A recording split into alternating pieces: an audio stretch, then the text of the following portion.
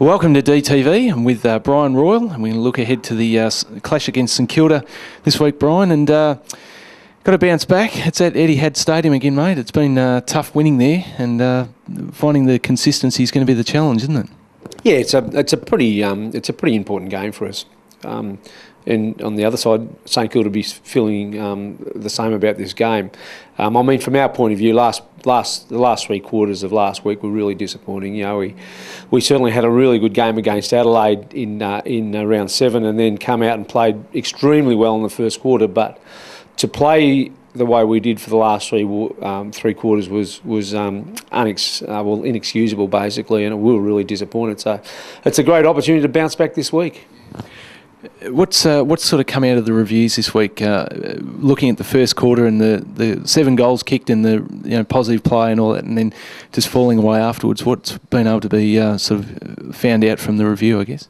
Well, I guess it's all about getting first hands on the footy, and we certainly did that in the first quarter. And we knew we were going into the game without March Amar, and he certainly has a big influence on us getting first hands on the footy, but we felt that Steph Martin did an extremely good job in there early. Unfortunately, after quarter time, we couldn't get hands on the footy, and we allowed the Kangaroos to get the ball more into their forward half of the ground, and unfortunately we couldn't put the pressure on to stop them from scoring, and that was a disappointing part about the game. St Kilda's a side you've been at recently, bit of an affiliation there, having worked there last year, of course. What can you sort of take out of that from bringing to the D's for this week?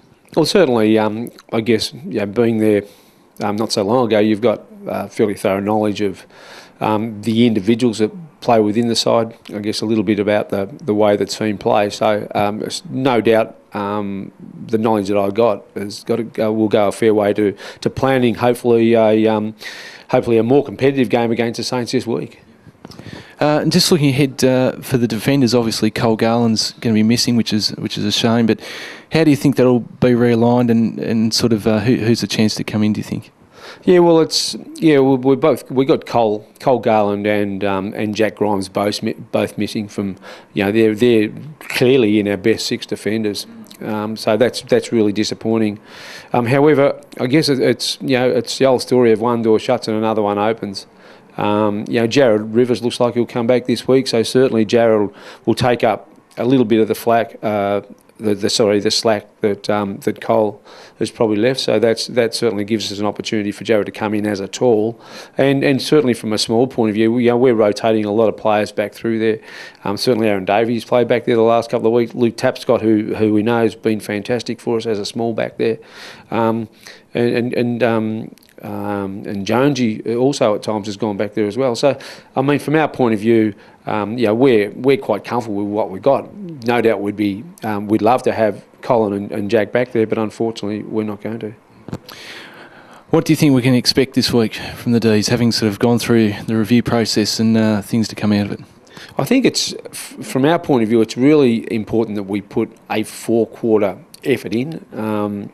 As I said, against Adelaide 2 weeks ago, we played 4 quarters of footy, and we had a really strong result. Last week we played 1 quarter of footy, and this week we've just got to get effort for 4 quarters. If we can get that effort for 4 quarters, it's going to go a fair way to the end result. All right, mate. Well, best of luck for the weekend, and hopefully we'll be able to break the Etihad Stadium hoodoo and get another win. Thanks, Matty.